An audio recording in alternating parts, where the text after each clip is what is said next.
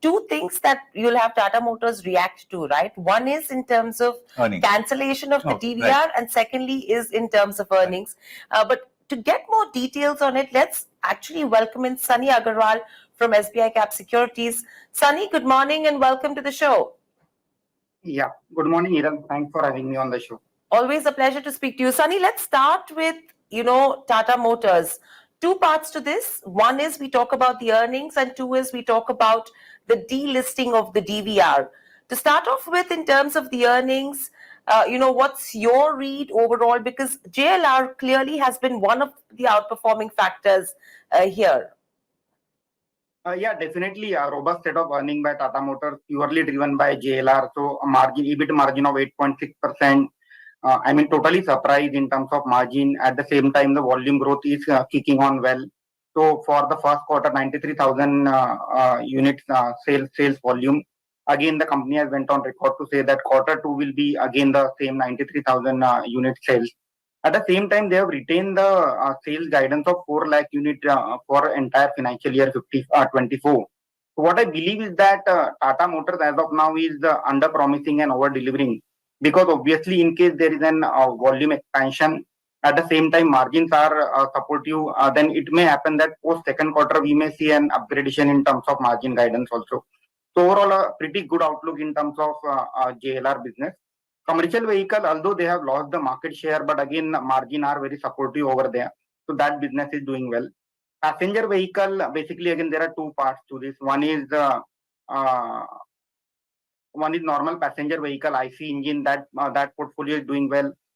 Few launches in the SUV segment will be seen in the second half of FY24. That will again aid the volume growth. Electric vehicle portfolio is under trouble because on the margin front.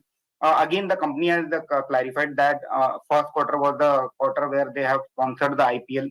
At the same time, the sale prices for the battery are on a higher side and they have started to come off. So the margin expansion on EV portfolio will also be seen in second half. So basically all engine firing for Tata Motors, a pretty good outlook in terms of earning growth for FY24 as well as in terms of free cash flow. Debt reduction will also be seen during the financial year 24.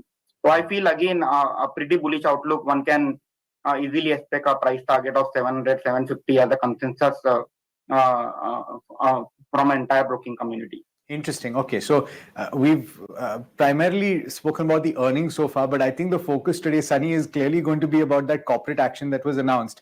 And we're also trying to make sense of it, right? Because there is expected to be a tax implication of it. I think to a certain extent, our viewers have also read about the ratio and the implied value.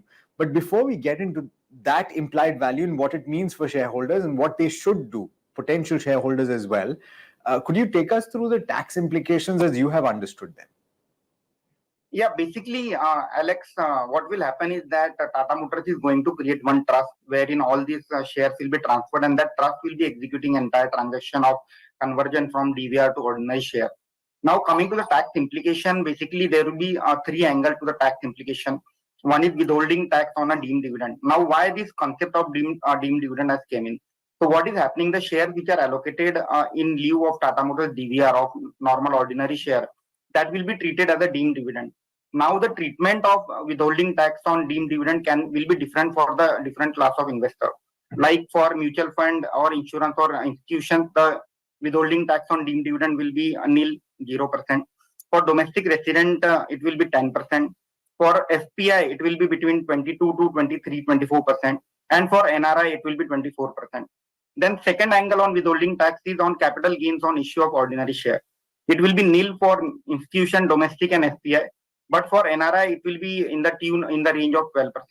And again, the third is short-term capital gain, since this share will be sold to recover this tax liability on a short-term capital gain tax. It will be nil for institution, 17 to 18% for domestic resident, 16 to 17% for FPI, and 18% for NRI. But I would like to clarify the withholding tax on deemed dividend will be adjusted in the hands of the shareholder. But at the same time, the capital gains on issue of ordinary share and that will be absorbed by the trust by selling the shares of Tata Motors in the market. So overall, there will be some implied cost when we think of an arbitrage between Tata Motors DVR as well as Tata Motors. So the 23% premium which we are seeing right now, it may shrink when the market open today. So to the extent of this dividend liability.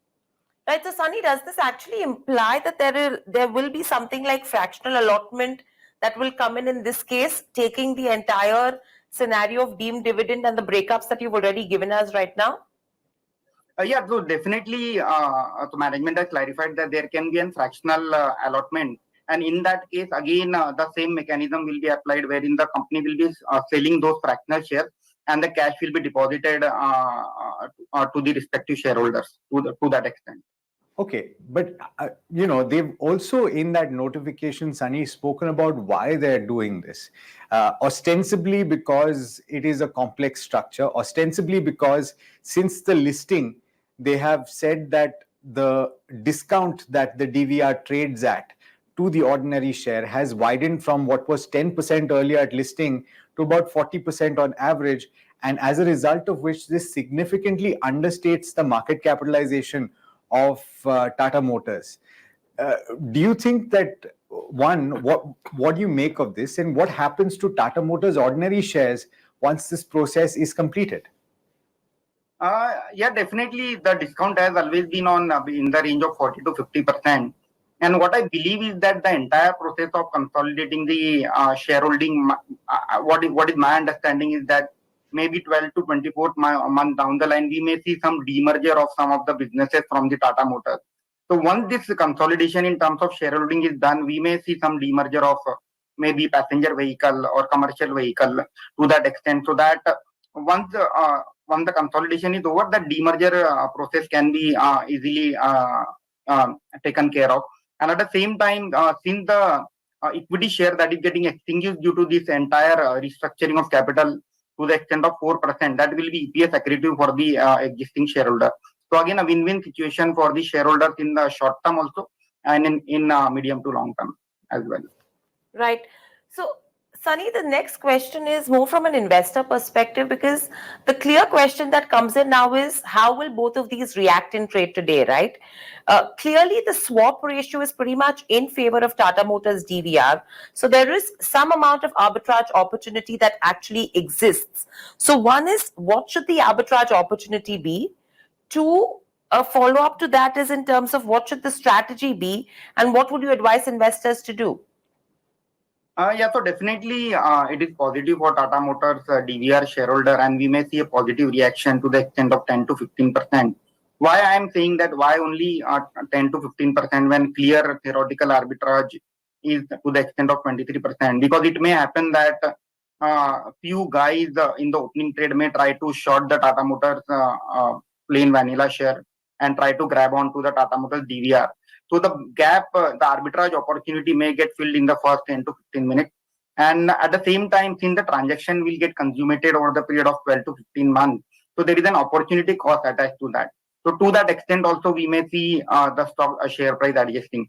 So my feeling is that during the opening trade, Tata Motors DVR may open up in the range of 12 to 15%. Tata Motors may stay flat, or we may see some negative reaction in the initial trade on Tata Motors.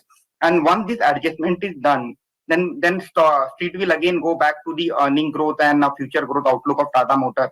So post that, we may see a gradual upward movement in both the share prices of Tata Motors DVR as well as Tata Motor ordinary share in the same ratio as being discussed over the show.